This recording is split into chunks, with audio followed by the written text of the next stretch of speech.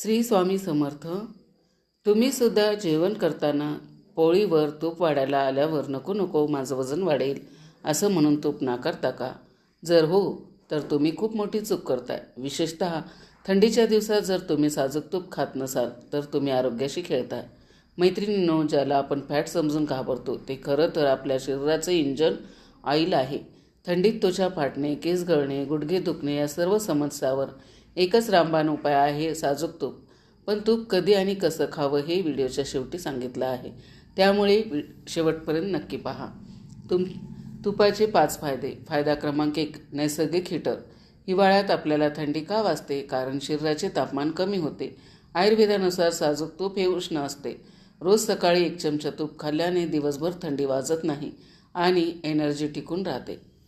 फायदा क्रमांक 2, गुडघ्यासाठी. ऑइलिंग. थंडीत अनेकदा आपले गुडघे कटकट वाजतात. जसं गाडीचा इंजिनला ऑइल लागतं तसंच आपल्या सांध्यांना लुब्रिकट म्हणून तुपाची गरज असते. तुपामुळे हाडामधील घर्षण कमी होतं आणि भविष्यात होणारे सांधेदुखीचा त्रास टाळता येतो. फायदा क्रमांक 3, नैसर्गिक मॉइश्चरायझर. थंडीत महागड्या कोल्ड क्रीम लावूनही त्वचा कोरडी पडते. मग आहारात तूप वाढवा. तूप त्वचेला आतून पोषण देतं. ज्यांना हिवाळ्यात ओठ फुटतात त्यांना बेंबीमध्ये रात्री झोपताना 2 थेंब तूप सोडा. सकाळी चेहरा आरशासारखा चमकेल.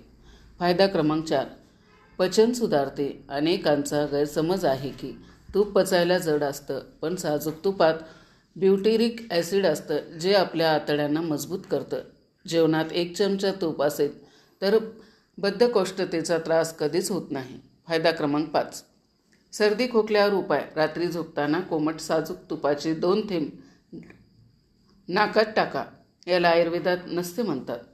यामुळे बंद नाक तर उघडतंच, पण मायग्रेन आणि डोकेदुखीचा त्रासही गायब होतो. योग्य पद्धत. आता सर्वात महत्त्वाची गोष्ट, वजन न वाढवता तूप कसं खायचं. हिवाळ्यातील सिक्रेट रेसिपी. रात्री जेवण्यापूर्वी 1 कप कोमट दुधात अर्धा चमचा हळद आणि 1 चमचा साजूक तूप टाकून प्या.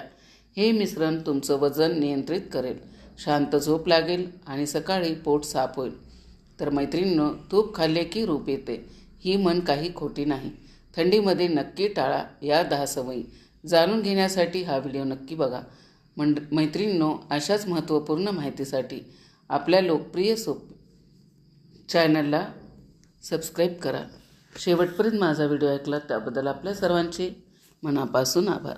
श्री स्वामी समर्थ.